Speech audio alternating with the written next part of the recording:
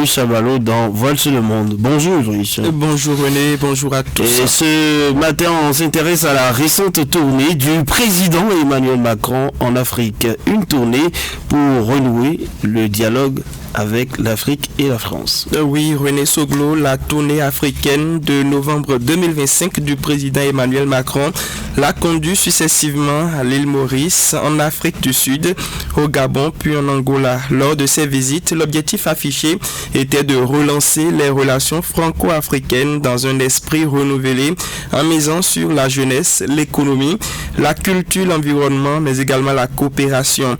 À l'île Maurice, la priorité fut donnée à la coopération sécuritaire maritime, à la surveillance dans l'océan Indien et à la gestion des défis régionaux. En Afrique du Sud, par contre, sa participation au sommet du G20 offrait à la France une tribune internationale tout en relançant le dialogue bilatéral à travers un conseil d'affaires franco-sud-africain.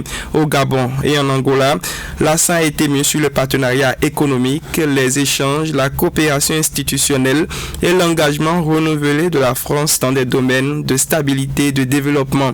Cette tournée se présente donc comme un exercice de redéfinition de la relation entre la France et plusieurs nations africaines, une tentative de reconquête diplomatique face au recul de l'influence traditionnelle française. René. Alors peut-on parler d'un redéploiement stratégique de la France? Oui. Derrière le vernis diplomatique, cette tournée apparaît comme une tentative de renégociation de la place de la France sur le continent.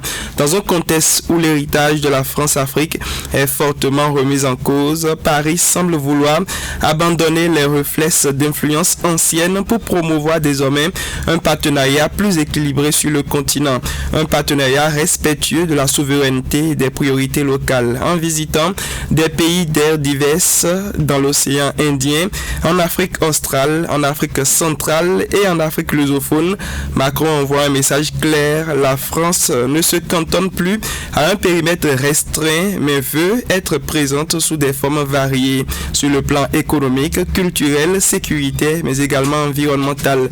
L'objectif, René, semble être de bâtir de nouvelles relations basées sur des intérêts communs, des coopérations concrètes et un respect mutuel, plutôt que sur des attitudes de domination héritées du passé.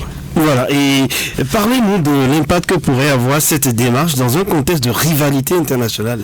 L'impact de cette tournée dépendra largement de la capacité de la France à transformer les intentions en actes concrets.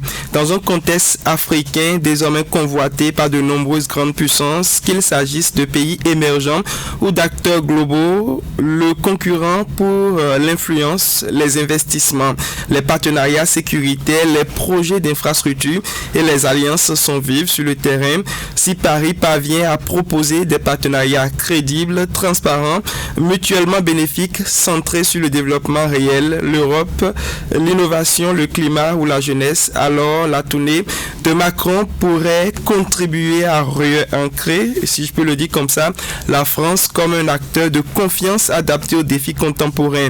Mais si les promesses restent symboliques, sans résultat tangible, la France risque de voir son influence encore davantage marginalisée, d'autant que les États africains sont aujourd'hui plus libres de choisir leurs alliés en fonction, bien entendu, de leurs intérêts immédiats. René Soglo.